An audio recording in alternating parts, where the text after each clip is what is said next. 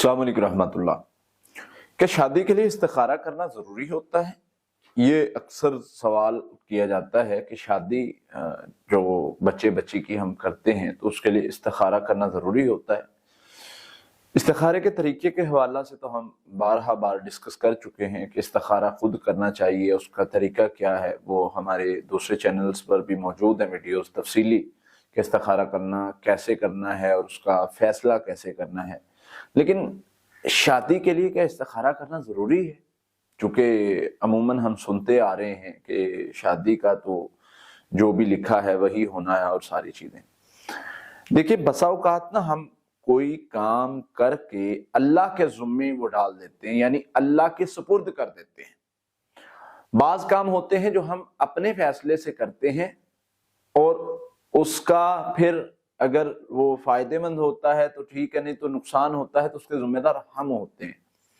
लेकिन बाज़ काम होते हैं जिनमें हम अपने आप को अल्लाह के सुपुर्द कर देते हैं। इस्तिखारा भी एक ऐसा ही अमल है कि हम जो फैसला करने लगे हैं इसमें हम अपने आप को अल्लाह के सुपुर्द कर देते हैं। हम कहते हैं कि या अल्लाह, हमें पता ही नहीं किसी चीज का, हमें पता ही नहीं है ये सही है या नहीं सही, हम इसका फैसला कर ही नहीं सकते, हम तेरी सुपुर्द कर रहे हैं, तू हमारे लिए अगर खैर है तो इससे खैर निकाल दे।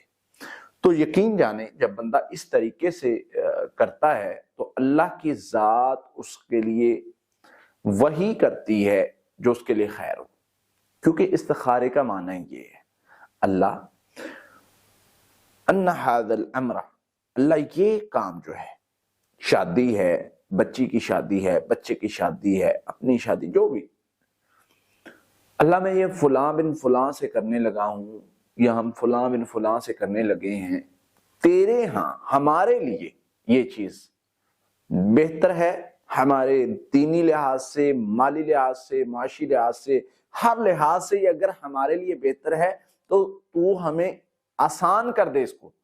यानी ये एक दुआ, इस्तिखारा एक तो बेहतर ना बेहतर के लिए फैसला करने का सबब बनता है, दूसरे नंबर पे वो आसान भी हो जाता है क्योंकि हम अल्लाह से दुआ कर रहे हैं।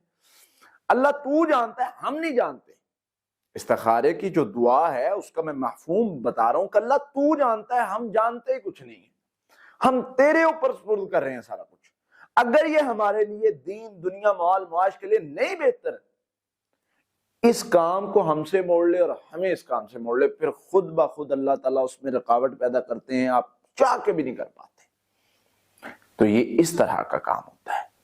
तो इसलिए आप जो है वो अगर ये करते हैं तो आपके लिए बड़ा, यानी इस्तिखारा करते हैं और बार बार करते रहते हैं। ज़रूरी नहीं है सोना आप दुआ इस्तिखारा पढ़े, दुरखते पढ़े, दुआ इस्तिखारा करके हाथ उठा के चाहे दुआ कर ले कि अल्लाह मैं ये करना चाह रहा हूँ, मेरे लिए बेहतर है। तो यकीन करें, आप बार बार इस्तिखारा करें, आप गलत फैसला कर ही नहीं पाएंगे, चाह के भी नहीं कर पाएंगे, आप कोशिश भी करेंगे नहीं कर पाएंगे। तो ये एक अलग तरीकाकार होता है। तो इस तरीके से जो है वो यानी इस्तिखारा किया जा सकता है और फिर उसका रिजल्ट कैसे पता चलेगा, वो जरूरी नहीं कि ख्वाब आए, ख्वाब आ भी सकता है लेकिन जरूरी नहीं है, ख्वाब का आना जरूरी नहीं है, ख्वाब आ सकता है और जरूरी नहीं कि सोते वक्त पढ़ें, दिन में किसी भी वक्त पढ़ सकते हैं।